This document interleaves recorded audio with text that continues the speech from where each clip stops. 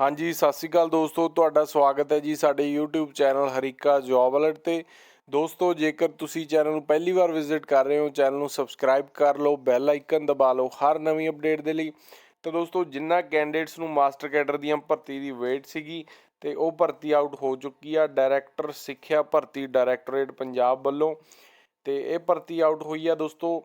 Master cadre ਦੀ ਕਿਹੜੇ ਵਿਸ਼ਿਆਂ ਦੇ ਵਿੱਚ ਆਊਟ ਹੋਈ ਆ? ਸਾਇੰਸ, ਅੰਗਰੇਜ਼ੀ ਤੇ ਮੈਥ, ਤਿੰਨ ਵਿਸ਼ਿਆਂ ਦੀ ਭਰਤੀ ਆਊਟ ਹੋਈ ਆ, ਜਿਹਦੇ ਵਿੱਚ ਇਹਨਾਂ ਨੇ ਮਾਸਟਰ ਕੈਡਰ ਬਾਰਡਰ ਏਰੀਏ ਦੀਆਂ ਪੋਸਟਾਂ ਇਹ ਕੱਢੀਆਂ ਨੇ, ਜਿਹਦੇ ਵਿੱਚ ਸਾਇੰਸ ਦੀਆਂ 175 ਪੋਸਟਾਂ, ਅੰਗਰੇਜ਼ੀ ਦੀਆਂ 121 ਤੇ ਮੈਥ ਵਿਸ਼ੇ ਦੀਆਂ 199 ਪੋਸਟ ਹੈ। ਤੇ ਇਹ ਬੈਕਲੌਗ ਦੀਆਂ ਅਸਾਮੀਆਂ ਨੇ ਦੋਸਤੋ। ਤੇ ਜਿਹੜੀਆਂ ਅਸਾਮੀਆਂ ਪਿੱਛੇ ਬਚ ਗਈਆਂ ਸੀ ਉਹ ਅਸਾਮੀਆਂ ਦੁਬਾਰਾ ਹੁਣ ਰੀ-ਐਡਵਰਟਾਈਜ਼ ਹੋ ਜਾਂਦੀ ਆ।